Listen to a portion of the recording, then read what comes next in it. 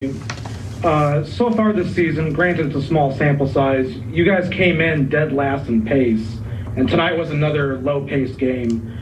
Would you like the team to play faster, and is playing faster something that will come with time as the players fully grasp the system? I think it'll come with time.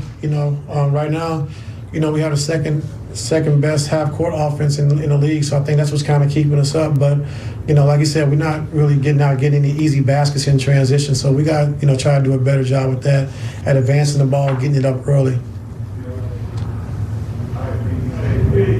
Thanks. We'll move over to Tomer.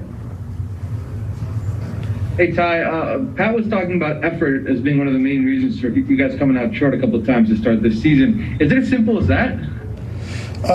Like tonight, I just thought, they got off to a good start, a fast start, and then once again, we was, digging ourselves out of a hole. And then when Patty Mills came into the game, he kind of opened it up for those guys, the way he was shooting the basketball.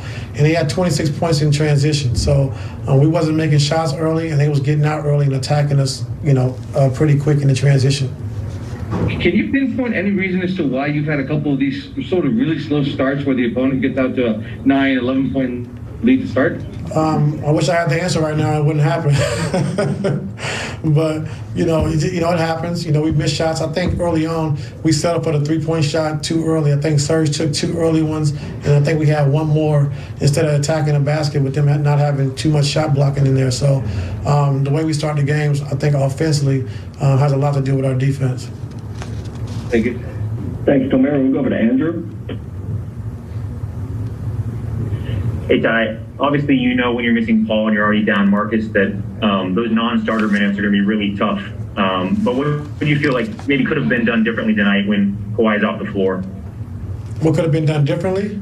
Yeah, or just better from the reserves.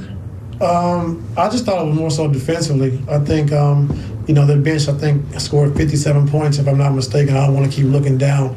But, when Patty Mills comes into the game and scores 27 points off the bench, it's pretty tough. So I think, our bench, with them guys coming in, we want to make sure we're locked in on the defensive end first, and then the scoring will come.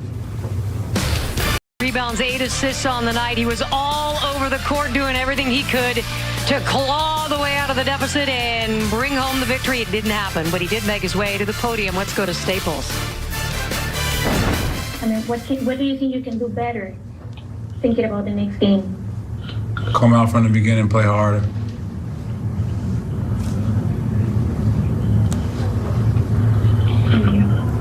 We'll move over to Justin Russo. Hey, Pat. The team once again got out to a slow start, falling behind by 9 early and then 24 in the second. Is it just an effort issue, or is it just like little things that you're seeing that might be attributing to this? I don't know. Move over to Tomer. Hey, Pat, just curious, how much has Coach Ty been instilling the pace and the driving into the paint and kicking out from there? Every day. Does he catch you mid-game sometimes trying to, instill that in you mid-game at all? Not only me, but the whole team. Thanks. Do we have any more questions? All right, we've got Miriam. Go ahead. Hey, Pat. Talk to me about keeping shooting. I know you guys were all collectively pretty cold early, but kind of shot yourselves back into it. And also just kind of, what do you make of these wild swings? Just play harder.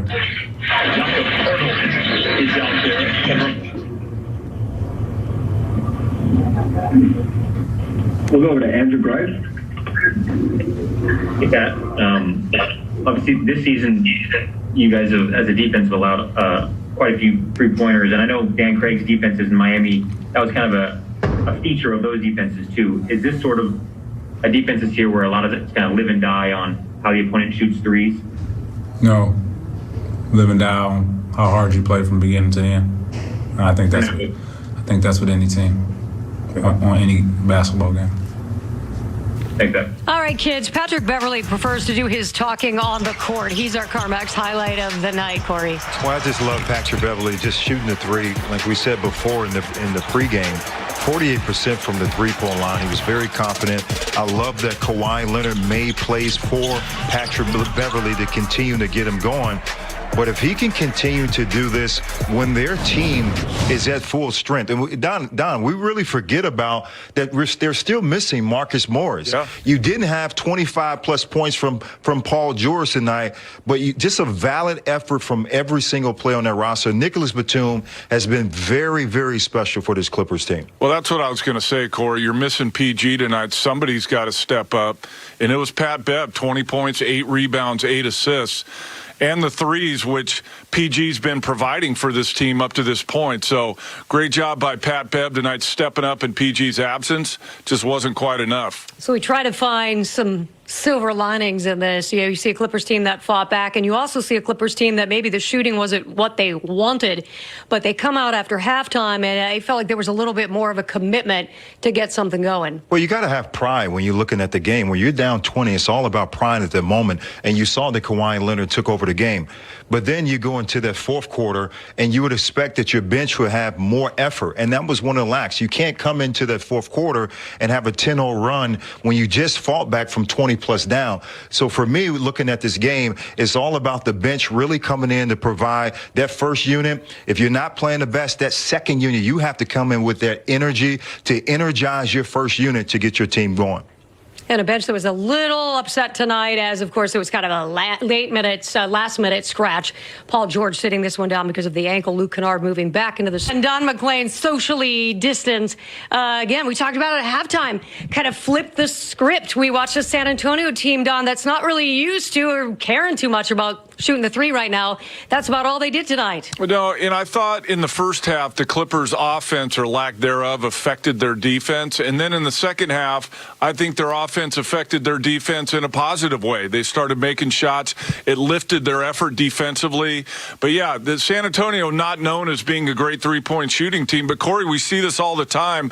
When you let a person or a team get started from behind the line, sometimes it's really hard to turn them off. And you know what, Don? It started by the turnovers early in that first half that really allowed the San Antonio Spurs to get out in transition. Lost that fast break points because they got out in transition, and it was easy for them to knock down 3 after 3.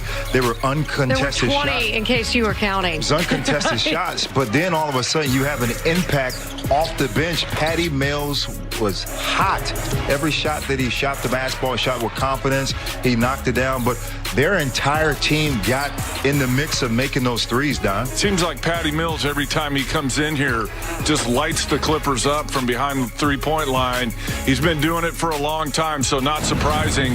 But give the Clippers credit. They fought back. Their defense rose up in the second half, just didn't make the shots at the very end to close the game out. And you brought up the turnovers, 13 by the Clippers in this one, patting Ty Lue on the back here over the last couple of games because the Clippers have kept it to right around that 10 mark and under.